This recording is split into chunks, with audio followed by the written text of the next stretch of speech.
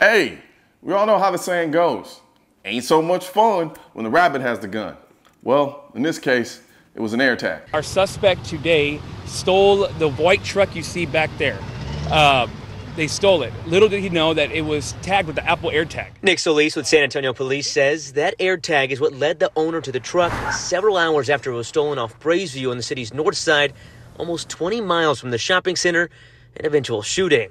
They tried to confront the suspect who they saw in their vehicle. I don't know if an argument happened, but we know that during this time he believes that a firearm may have been pulled by the suspect. Police tell us the truck owner shot and killed a 30-year-old suspect, but officers are still working to verify whether the suspect had a gun or not.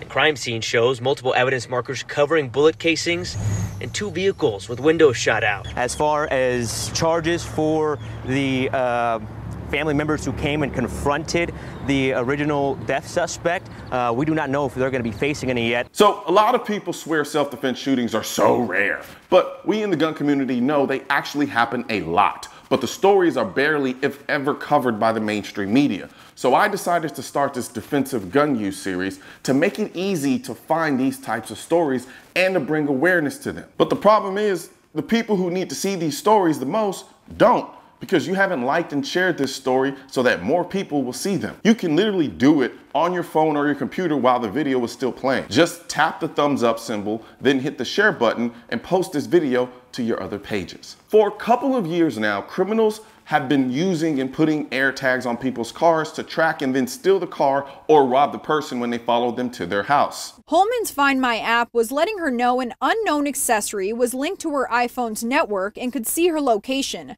It's a terrifying situation that Holman had seen all over the internet, so she immediately called Sterling Heights police. If you get this kind of notification, law enforcement says you should always look through your pockets and your bags and check your car too, because criminals will hide these tags in sneaky places like underneath the car and inside the gas cap. So I've known about criminals doing this for a while, and I thought it was actually pretty smart. So much, in fact, I started hiding AirTags on my own cars, and I even hide some in my guns. Now, if I came outside and found out my car was stolen and I had an AirTag in it and could see exactly where it was, you best believe me, my rifle, my handgun, and a combination of some of my military and hood rat friends would be making a trip to where my car was. I would also be on the phone with the police letting them know that me, Tyrone, Chad, and Hector were on the way to my stolen car, and they might want to get there before we do. Okay, I'm being a little facetious.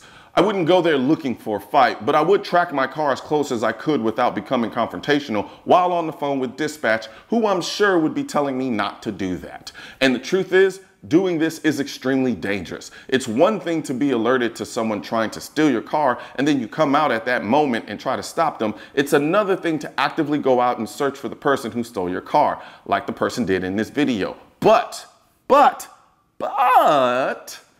I totally understand it. And the human in me is like, hell yeah. But the lawyer in me is like, yeah, don't do this. Especially if you don't live in Texas. You see, Texas is one of the few, if not only state that actually has a law that says you can use deadly force in defense of property if there is no other way to protect or recapture the property. But it has to be at night. But that's not absolute. Cases like this are always determined on the facts of the specific case. Now, I'm not saying he shot this dude simply to defend his truck. He might have simply tried to get his truck back, and then the guy who stole it might have threatened him with imminent danger of death or serious bodily injury, and he reasonably believed that he was in that type of danger.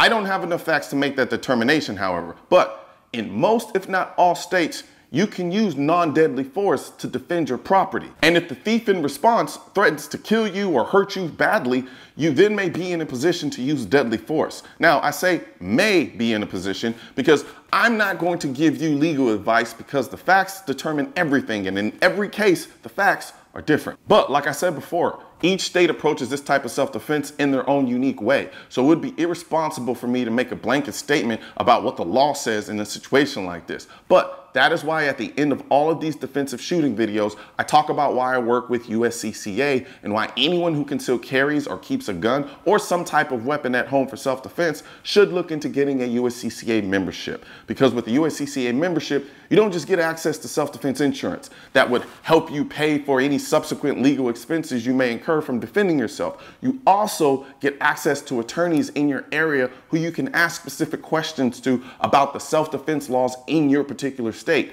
If you had a USCCA membership right now, you could literally call them up or go online and ask an attorney in your state or an attorney familiar with the laws in your state about this exact story, and they could advise you based on the laws of your state and whether or not you would have been justified or not justified if you had engaged in the same behavior in the state that you're in. So if you're interested in learning more about USCCA memberships, I'm gonna put a link in the description section of this video.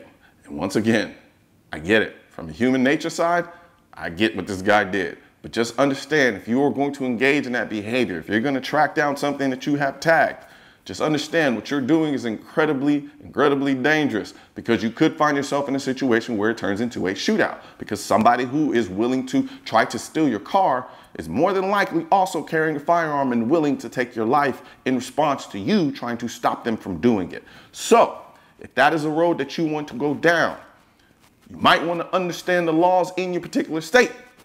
And you also might want to think about holistically whether or not it is worth the potential for violence. Not saying don't do it, not saying you should do it. I'm just saying, understand the complete context and all the unintended consequences that could come from your actions. Right now, there's a culture war against the Second Amendment, which is why I need your help spreading our message to counter their message. You can help do this by leaving a comment, sharing this video, and click the bell and subscribe button. Let my voice be your voice, and let them know you want to keep America tactical, because the right to keep and bear arms shall not be infringed wasn't a suggestion, it was a directive. Also, if you're wondering where to purchase your AR-15s are essential, I will not comply. I am the militia, the new Draco design, and your state-specific Keep America Tactical shirt.